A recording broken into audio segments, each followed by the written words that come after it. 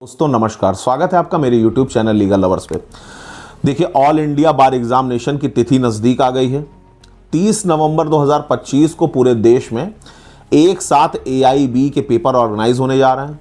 बहुत सारे ऐसे मेरे भाई बहन हैं, बहुत सारे ऐसे कैंडिडेट्स हैं जो पिछले कुछ प्रयासों में सफल नहीं हो सके, यानी कि जिन लोगों ने पिछले कुछ सालों में फॉर्म्स तो भरे लेकिन वो इस पेपर को क्रैक नहीं कर सके। किसी तरह उन्होंने फिर से इस बार फॉर्म भरे हैं, इस पेपर को किसी तरीके से क्रैक करने का प्रयास है जिससे सर्टिफिकेट ऑफ प्रैक्टिस यानी कि COP उनको प्राप्त हो सके, भारत के किसी भी न्यायालय में वो प्रैक्टिस करने के लिए एलिजिबल हो सके। और बहुत सारे ऐसे कैंडिडेट्स हैं जो फ्रेशर्स हैं, यानी कि पहली बार वो इस एग्ज़ाम में पार्टिसिपेट करने जा रहे हैं, भाग लेने जा रहे हैं। लेकिन पिछले जो पेपर्स होते आए हैं उनमें और 2025 में ऑर्गेनाइज होने वाले AIB में क्या डिफरेंस है, जिसका पूरा प्रभाव हर कैंडिडेट, हर पार्टिसिपेंट के एग्जामिनेशन पे पड़ने वाला है। इससे जुड़ी हुई जानकारी लेकर के मैं आज आप लोगों के बीच उपस्थित हुआ हूं, जिससे कि आप लोगों को ये पेपर क्रैक करने में, पहली ही बार में इस पेपर में सफल होने में, इसको पास करने में पूरी सुविधा मिल सके।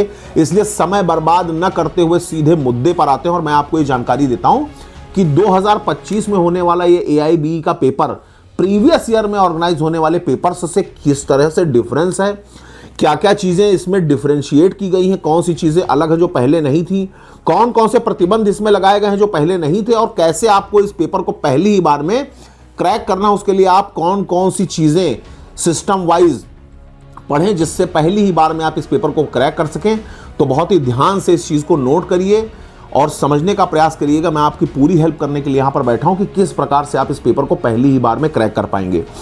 देखिए, मैं आपको जानकारी दे दूँ कि इसी 15 नवंबर से, यानी कि जब आज मैं आप लोगों के बीच में ये वीडियो लेकर के आ रहा हूँ, इससे ठीक 1-2 दिन पहले से ही एडमिट कार्ड्स इशू होने शुरू हो गए हैं। आप लोग ऑनलाइन वेबसाइट पे AIB की जा करके अपने एडमिट कार्ड प्राप्त कर सकते हैं। 15 नवंबर से एडमिट कार्ड, ऑल इंडिया बार एग्जामिनेशन के पेपर से जुड़े हुए जो एडमिट कार्ड्स हैं वो वेबसाइट पे उपलब्ध हो गए हैं। आप लोग अपना एडमिट कार्ड जा करके वहाँ से डाउनलोड करके प्राप्त कर सकते हैं।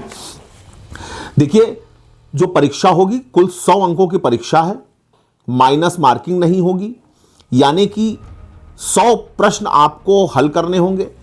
जो कुल मिलाकर समय निर्धारित किया गया है इन प्रश्नों को हल करने का वो 3.5 घंटे का है, यानी कि समय पर्याप्त है, कोई समस्या नहीं होगी। 3.5 घंटे में आपको 100 प्रश्न करने होंगे, वो भी आपको गोला भरना है, यानी कि आपको कोई बैठ करके कोई स्क्रिप्ट नहीं लिखनी, कोई निबंध नहीं लिखना। नॉर्मली 100 क्वेश्चंस होंगे शीट पर, आपको गोला भरना है, टिक लगाना है, इतना ही काम करना है। बहुविकल्पीय प्रकार के प्रश्न आएंगे। 100 प्रश्नों में जो भी प्रश्न आप सही करेंगे केवल वही आपके अंकों में जोड़े जाएंगे। यदि कोई प्रश्न आप गलत कर देते हैं तो नेगेटिव मार्किंग यानी कि नकारात्मक जो मार्किंग होती है, न माइनस मार्किंग, वो नहीं होगा, उसके अंक नहीं काटे जाएंगे।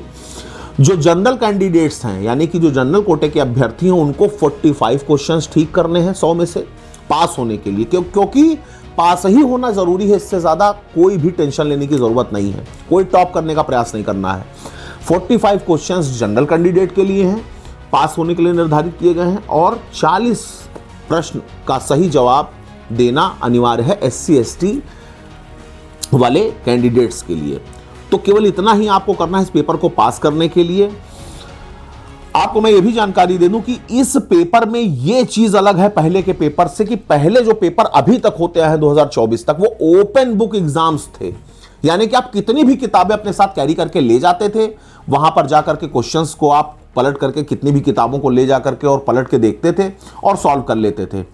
लेकिन इस बार 2025 में जो पेपर ऑर्गेनाइज हो रहा है उसमें यह सुविधा बंद कर दी गई है, यानी कि इस पेपर में अब आप किताबें और पूरे बंडल और पूरा बैग लेके नहीं जा पाएंगे, सिर्फ बेयर एक्ट ही आपको ले जाने की अनुमति मिलेगी। लेकिन वो भी बहुत है, बेयर एक्ट सफिशिएंट है इस पेपर को पास करने के लिए। बल्कि मैं तो ये कहूंगा कि जितना कम होगा, जितना छटा हुआ होगा, जितना सिस्टमेटिक होगा पेपर क्रैक करना, उतना ही आसान होगा।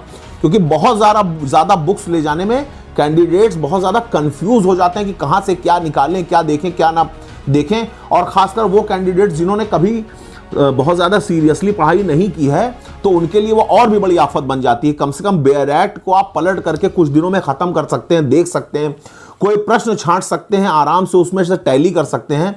लेकिन किताबों में ये चीज़ ज़्यादा प्रॉब्लम वाली थी, तो इस चीज़ को माइनस में न लें, अन्यथा न लें, ये बल्कि सही है।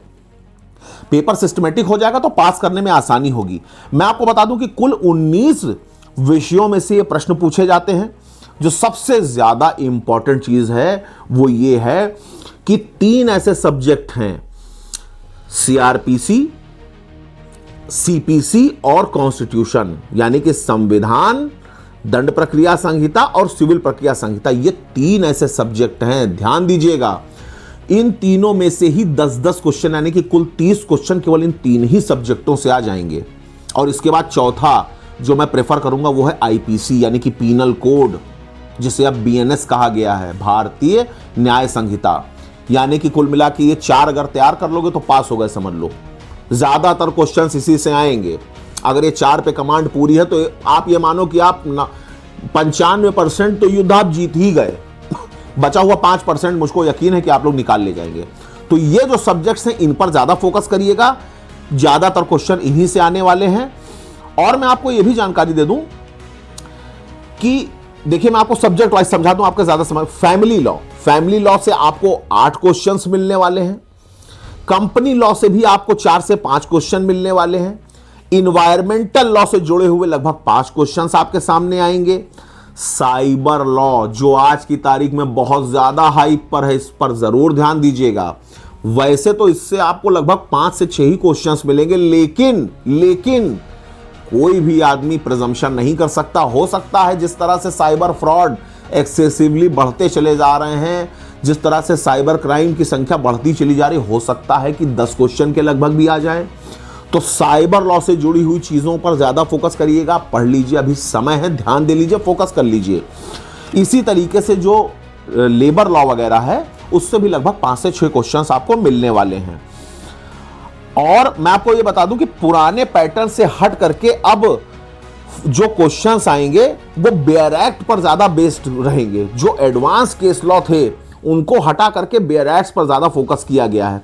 तो अगर आप अच्छी बेयर एक्ट्स आपके पास हैं तो केवल उनको तैयार करके आप इस पेपर को आसानी से क्रैक कर सकते हैं। और फोकस्ड रहना है, बहुत ज्यादा भटक करके अगर आप पेपर देने के लिए प्रयास करेंगे तो आप ये समझ लीजिए कि आप निश्चित रूप से झटका खा जाएंगे। इसलिए इस बचे हुए समय में, ये जो इतना कम समय बचा है, आप अच्छी बेयर एक्ट ले लीजिए। जो मैंने आपको जो सब्जेक्ट स्पेशली बताया उन सब्जेक्ट्स पर ध्यान दे लीजिए। प्रीवियस ईयर के जो पेपर्स हैं उनको उठाकर सॉल्व कर लीजिए, पेपर निकल जाएगा, पास हो जाएंगे, नैया पार हो जाएगी, बेड़ा पार हो जाएगा। धन्यवाद, थैंक यू।